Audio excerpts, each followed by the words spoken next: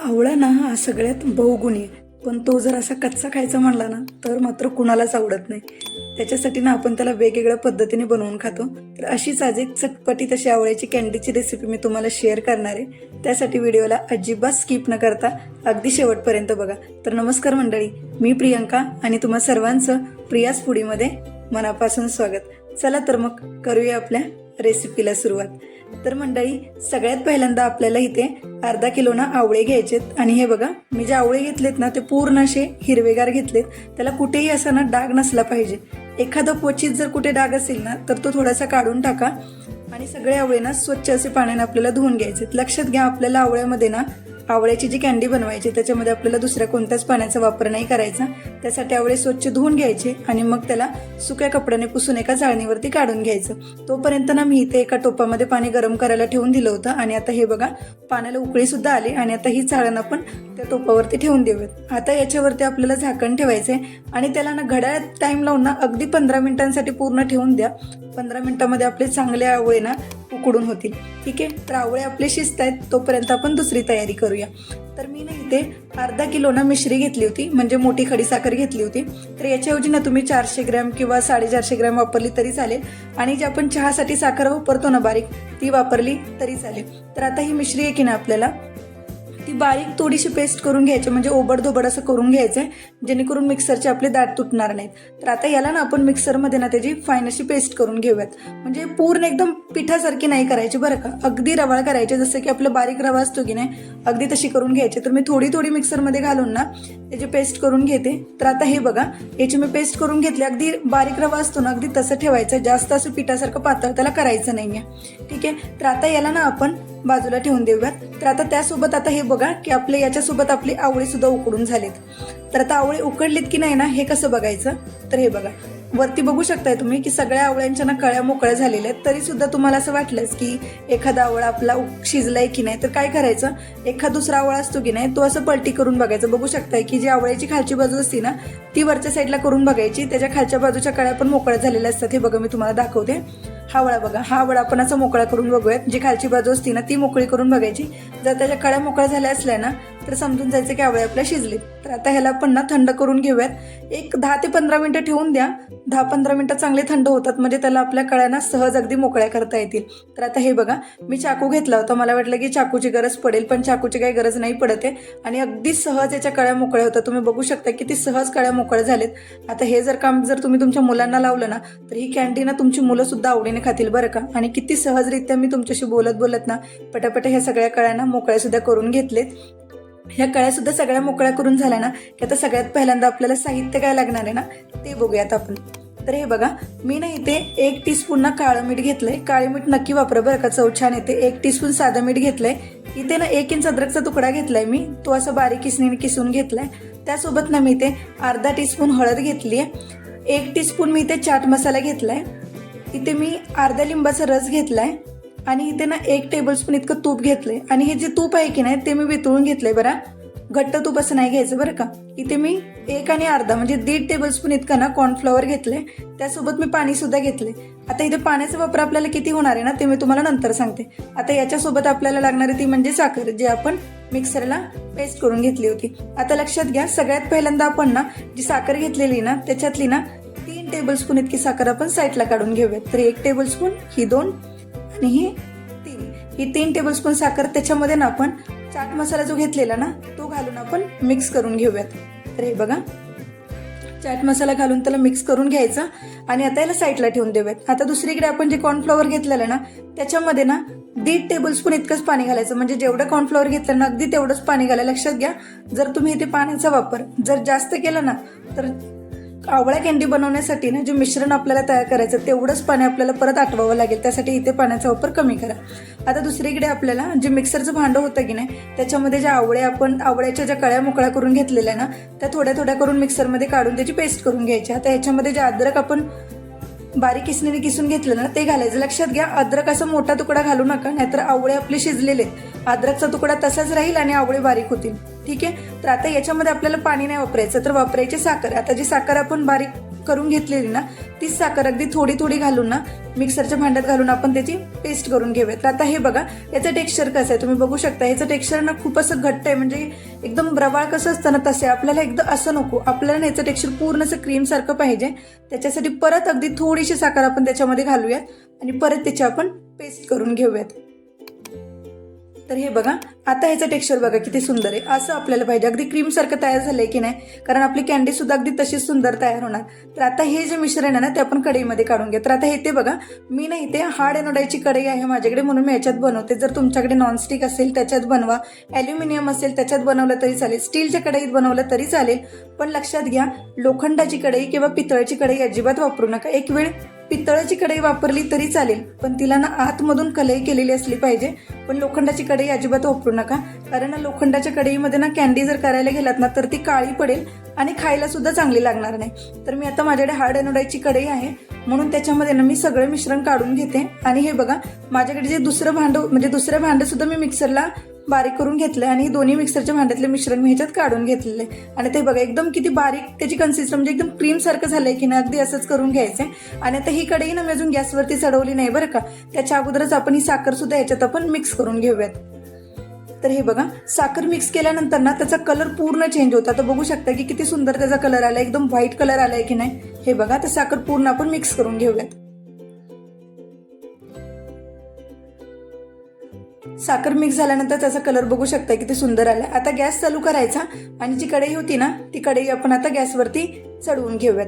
आता इथे कलर बघा त्याचा कसा आहे. सुरुवातीपासून मी तुम्हाला टाइम अगदी व्यवस्थित सांगत जाईन. आता इथून पुढे ना तुमचे पेशन्स ठेवणे खूप गरजेचं आहे. कॅन्डी बनवण्यासाठी काही जणांना 20-25 मिनिटं तयार होते, काही जणांना थोडा जास्त वेळ लागतो. तर तो कसा वेळ लागतो मी तुम्हाला ते पुढे व्यवस्थित सांगणार आहे, त्यासाठी व्हिडिओला अजिबात स्किप करू नका. तर आता हे बघा सुरुवातीला त्याचा कलर कसा आहे, याचा कलर पूर्ण व्हाईट आहे. आता 10 मिनिटं त्याला आपण असंच व्यवस्थित असं मिक्स करत राहूयात.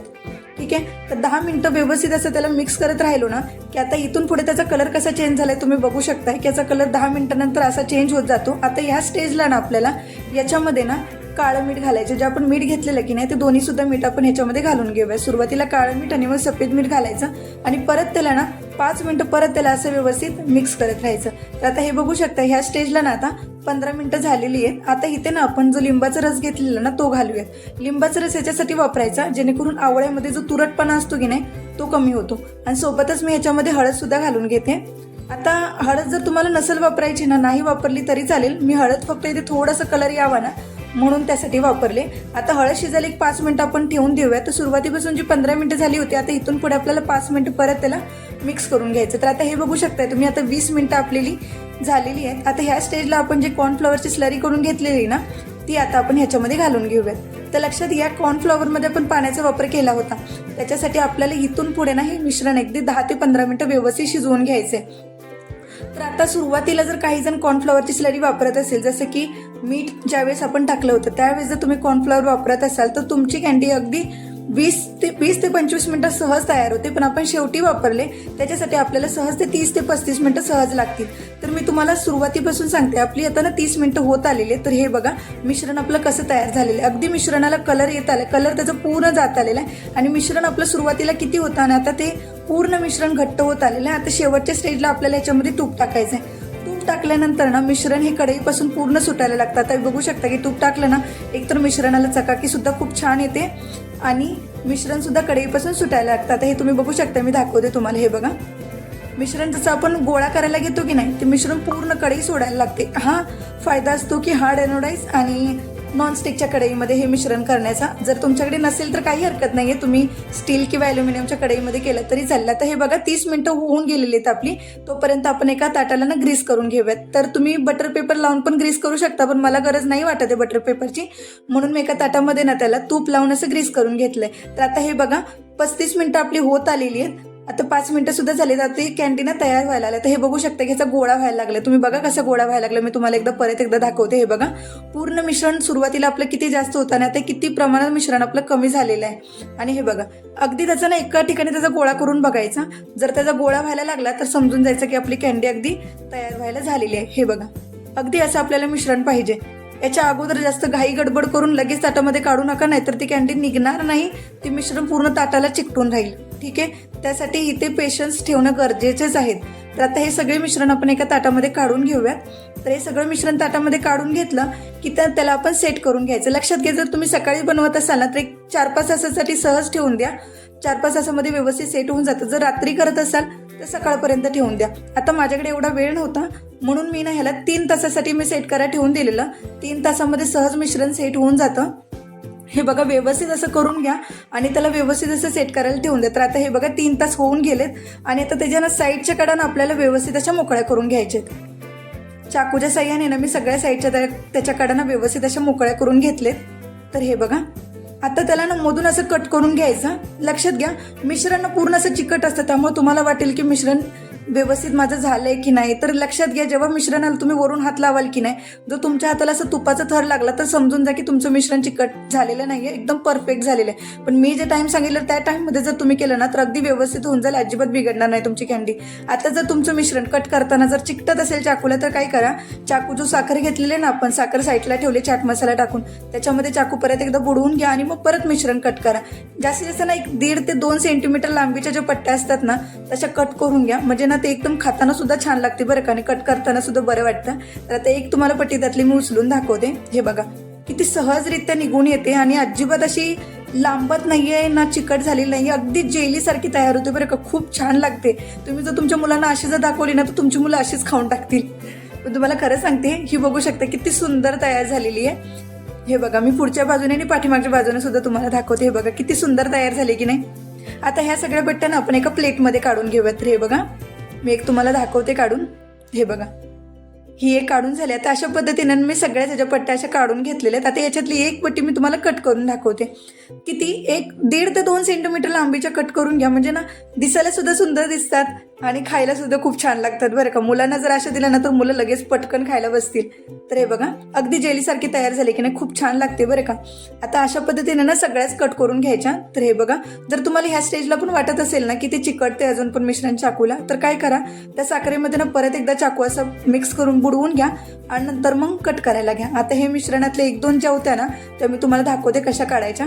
3 फक्त मी ह्याच्यामध्ये टाकले, त्या कांडे तयार करायचे आहेत त्या, आणि साखरेमध्ये ना त्याला व्यवस्थित असं घोळून घ्यायचं. हे बघा, साखरेमध्ये असं ना व्यवस्थित असं घोळून घ्या, हातावरती घ्या त्याला, आणि जेवढी साखर त्याला लागलेली असते की नाही ती साखर अशी ना फक्त झटकून काढा, म्हणजे पूर्ण झटकायची नाही बरं का. अगदी अशी ना हातावरती असं सहज थोडंसं मोकळं करून घ्या, म्हणजे साखरेचं जे कोटिंग असतं ना ती खूप छान दिसतं बरं का. हे बघा किती सुंदर दिसतात बघा बरं, खूप छान तयार होतात बरं का. अशा पद्धतीने ना मी सगळ्या कॅन्ड्या तयार करून घेतलेल्या आहेत आणि हे बघा सगळ्या कॅन्ड्यामध्ये तयार झालेल्या तर खूप छान तयार होतात बरं का. तर सुरुवातीला जसं की मी तुम्हाला सांगितलं की एक टीप देणार होती, ह्या कॅन्ड्या तुमच्या सुरुवातीला अशा दिसतात बरं का, पण 1-2 दिवसानंतर ना त्या थोड्याशा चिकट व्हायला लागतात.